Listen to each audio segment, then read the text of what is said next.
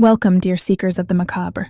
It's Violet Nocturne here, ready to guide you into the chilling unknown, where whispers of fear take corporeal form. Tonight, our tale finds its unsettling origin in a place where countless others have been and never noticed. Welcome to Room 616. Our story begins with Lila, a freelance archivist contracted to digitize records for an historic cleaning company, renowned for sanitizing infamous crime scenes.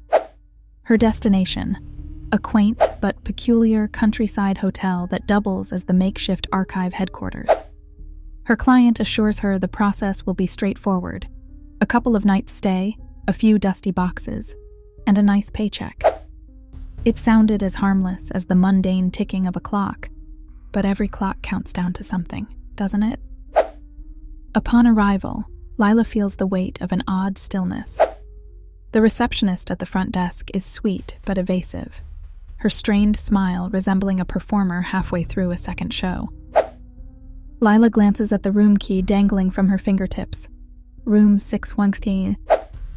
As she walks down the hallways, dim sconces cast shadows longer than they should be, as if the hallways themselves were stretching, unnaturally, towards her. There's a light drizzle outside, the constant tap of raindrops on the window she passes mirroring her anxious heartbeat. When she unlocks her door, the mahogany knob turns too smoothly, as though expecting her arrival. The room appears bland at first glance. A simple desk, bedspread stiff with starch, and an antique mirror facing the window. It lacks personality. In fact, it looks practically abandoned. As Lila unpacks, she notices something small but peculiar. A faint outline etched into the wallpaper above the headboard, almost as if someone had drawn a door there but sealed it shut.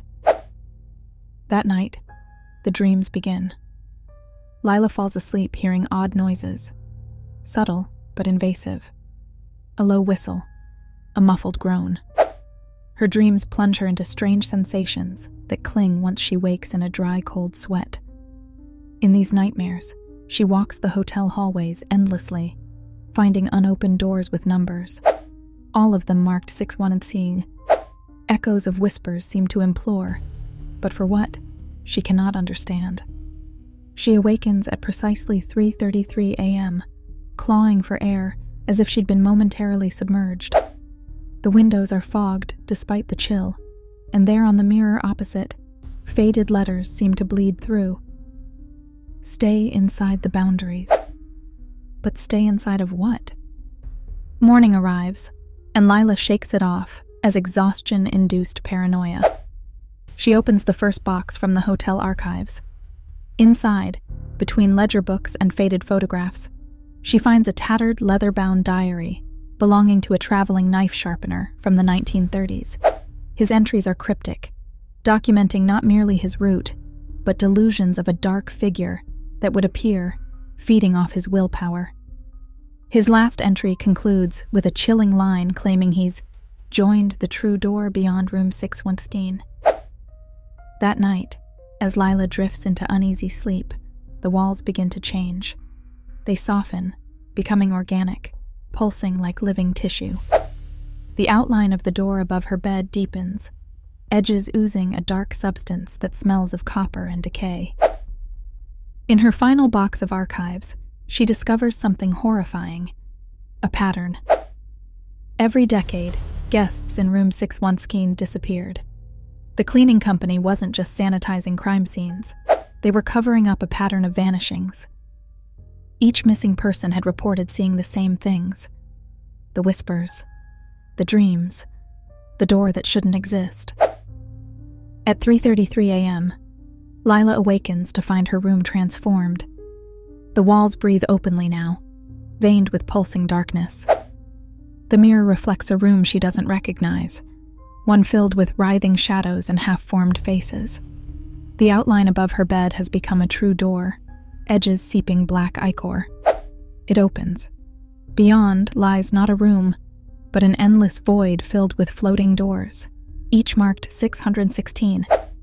And between them float the missing, suspended in eternal twilight, their bodies twisted into impossible shapes, faces frozen in eternal screams. The knife sharpener is there, and the others, all of them reaching, beckoning. "We've been waiting," they whisper in unison. "The archive is incomplete without you." As the door begins to pull her in, Lila realizes the truth. The hotel isn't just collecting victims, it's collecting stories, building an archive of terror, one soul at a time. And now, her tale will join the others, forever preserved in the infinite library beyond room 660's. So, my darling listeners, the next time you check into a hotel, pay attention to the room number. And if you see a door that shouldn't be there, well, some archives are better left unread. Sweet dreams, if you dare to sleep at all.